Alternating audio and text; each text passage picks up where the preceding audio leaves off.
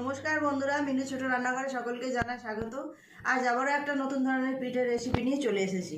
এটা নতুন ধরনের পিঠে বলবো না, এটা অনেক দিনের পুরনো একটা রেসিপি।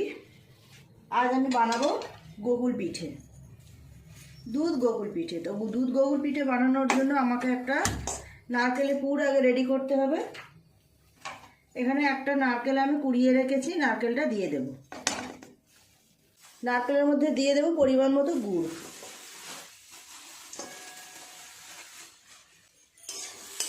নেড়ে চেড়ে খুব ভালোভাবে নারকেলের পাকটাকে বানিয়ে নেব।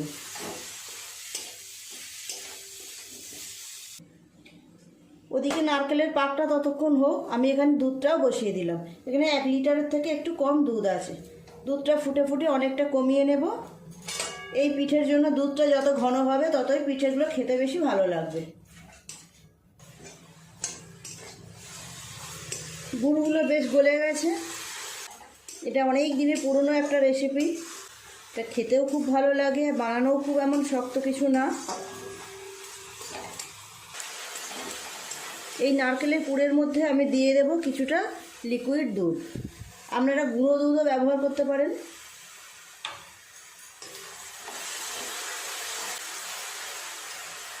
দিয়ে দেব একটা এলাচের দানা, এইভাবে গুঁড়ো করে রেখেছি। এলাচের দানা দিলে পুরটা থেকে খুব সুন্দর গন্ধ বেরোবে।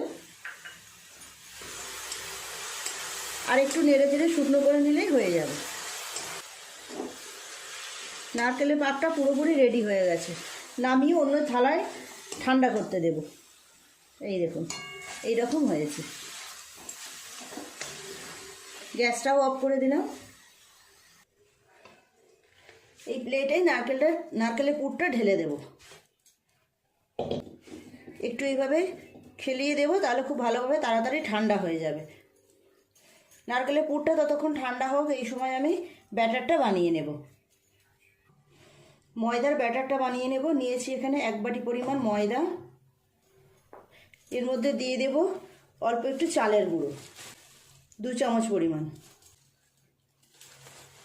দিয়ে দেব অল্প একটু নুন, খুব অল্প। আগে একটু এইভাবে শুকনো জিনিসগুলো মিশিয়ে নেব, নিয়ে তারপর অল্প অল্প করে জল দিয়ে একটা ব্যাটার বানিয়ে নেব। একবারে বেশি জল দেব না, অল্প অল্প করে জল দেব আর এইভাবে মেশাবো। তাহলে আর এর মধ্যে কোনো ডেলা থাকবে না। নর্মাল জল দিয়েই আমি ব্যাটারটা তৈরি করছি।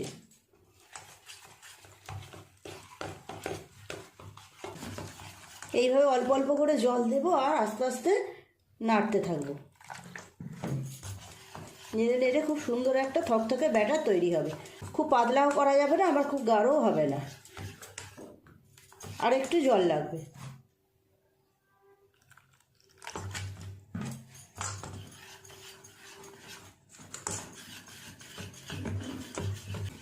বেশ অনেকক্ষণ ধরেই ব্যাটারটাকে এইরকম বানিয়ে নিয়েছি, ঘেঁটে ঘেঁটে এই রকম হয়েছে থিকনেসটা। এই দেখুন, না খুব পাতলা না খুব ঘন, খুব ঘনও না খুব পাতলাও না, এই রকম। এটা এখন সাইডে রেখে দেবো, চাপা দেওয়া থাক। নারকেলের পুরটাও ঠান্ডা হয়ে গেছে। আগে নারকেলটা রেডি করে নেব। নারকেলের পুরটা থেকে কিছুটা পরিমাণ পুর এরকম নেব হাতের মধ্যে, নিয়ে আগে গোল করে নেব। এই রকম করে নিয়ে এইভাবে একটু করে চ্যাপটা করে নেব। এই রকম আপনারা যেমন সাইজ করতে চাইবেন করে নেবেন। একটা হয়ে গেল। আবারও কিছুটা পাক নেব হাতে,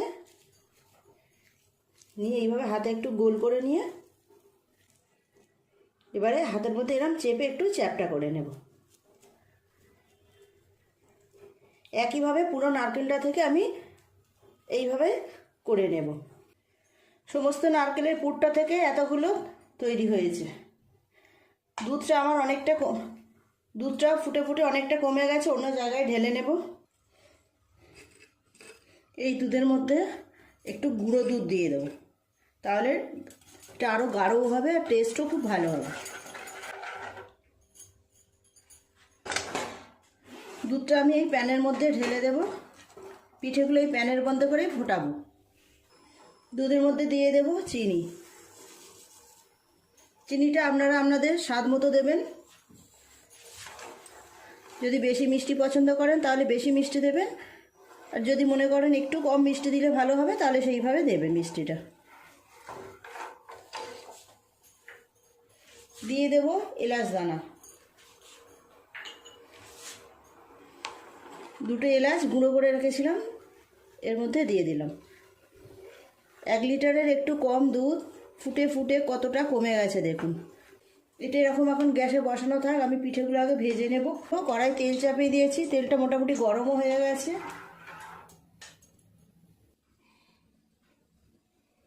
এইভাবে একটা গোলার মধ্যে দেব, দিয়ে এইভাবে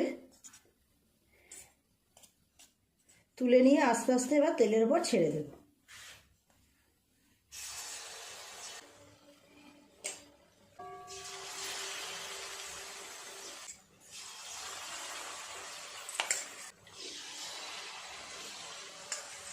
পিঠেগুলোর ওপরে এইভাবে একটু তেল ছড়িয়ে দেবো, তাহলে সব দিকটা খুব ভালোভাবে ভাজা হবে।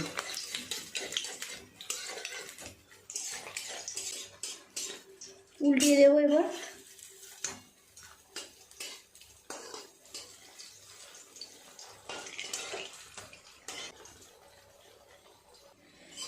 উল্টে পাল্টে পিঠেগুলো ভেজে নিয়েছি, তুলে নেব। ভালোভাবে তেল ঝরিয়ে ঝরিয়ে এইভাবে তুলে নেব।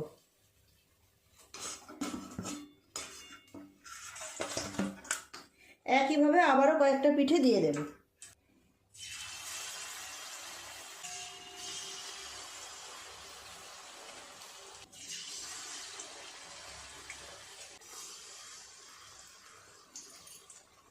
এগুলো উল্টে দেব। এই পাশটা ভাজা হয়ে গেছে।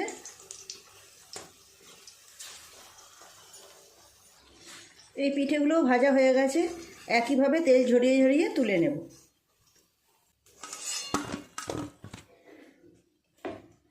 একইভাবে যেগুলো বাকি আছে করে নেব।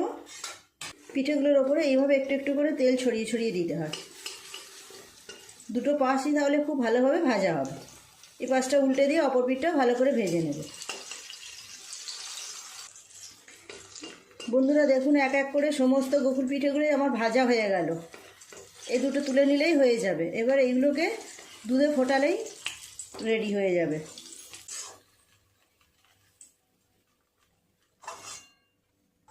দুধটা এখনও ভালোই গরম আছে। এক এক করে এবার গোকুল পিঠেগুলো দুধের মধ্যে দিয়ে দেব। এইভাবে দুধের মধ্যে সমস্ত পিঠেগুলো দিয়ে 4-5 মিনিট ফুটিয়ে নিলেই হয়ে যাবে।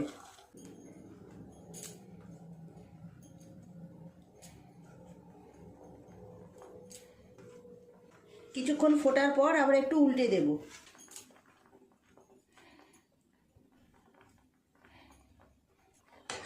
কিছুক্ষণ ফুটিয়ে নিয়েছি এই পাশটা, এবার একটু উল্টে উল্টে দেব। অপর পিঠটাও তাহলে ভালোভাবে এইভাবে দুধের মধ্যে ফুটে যাবে।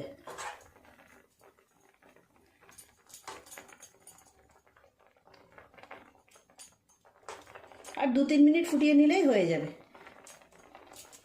বেশ কিছুক্ষণ এইভাবে ফুটিয়ে নিলাম, 7-8 মিনিট সময় নিয়ে। এবার গ্যাসটা অফ করে একটু চাপা দিয়ে রেখে দেব।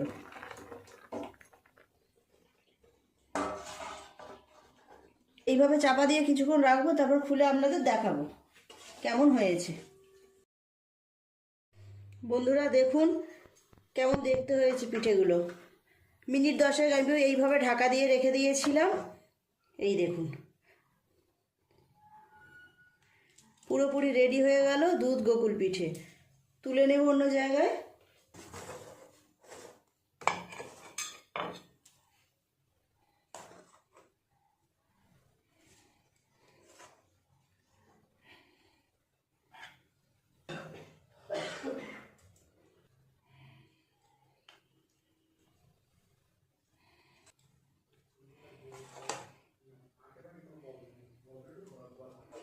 দুধটা উপর থেকে ঢেলে দেব। অপূর্ব সুন্দর গন্ধ বের হচ্ছে। অন্য বাটিতে তুলে নিয়ে কেটে আপনাদের দেখাবো কেমন হয়েছে।